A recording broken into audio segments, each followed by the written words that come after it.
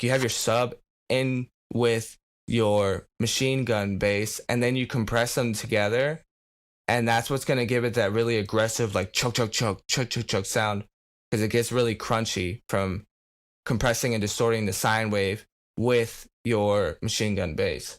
But yeah, for this example though, I'm going to delete this and go back to the bass that we had.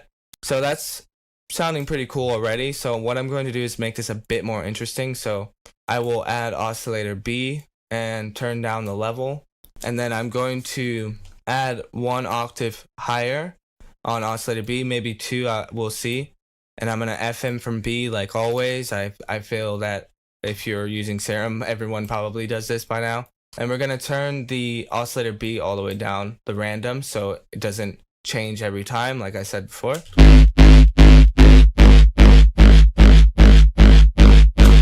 And the key is to try and use a very small amount of FM in this type of situation, and try to refrain from automating the FM, like the LFO2 or like any LFO. Try to refrain from moving this FM unless you do like move it really hard cuts, like to get a different tone later on. But try not to like move it with a curve like this, because then it's going to mess with the pitch and the phase of your sound. You're not going to have a consistent pitch because the FM is going to be moving, creating this kind of atonal sound. Sometimes that's what you want if you want to go for that, but for this Future Riddim stuff, I like to refrain from moving the FM from B. See how this sounds on 2 octaves? Yeah, that sounds really cool.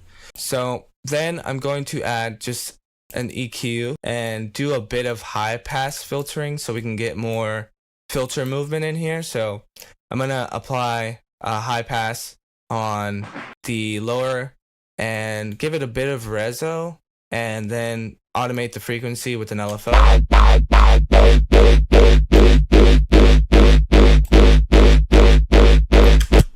Alright, and then I'm gonna do some notch filtering. So I'm gonna apply a notch here and then make it go backwards, so then you get like the high notch filter, which is in Serum.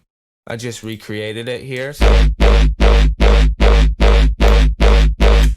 Alright, so that sounds already pretty cool as a rhythm bass. Now, we can try messing around with the unison, but one thing that you want to keep in mind is that it's going to add stereo width, and it can mess with your mono compatibility. So if you do that, I'll show you a technique to prevent that from happening, because sometimes you want to add unison and it gives it that really rhythmy future kind of sound.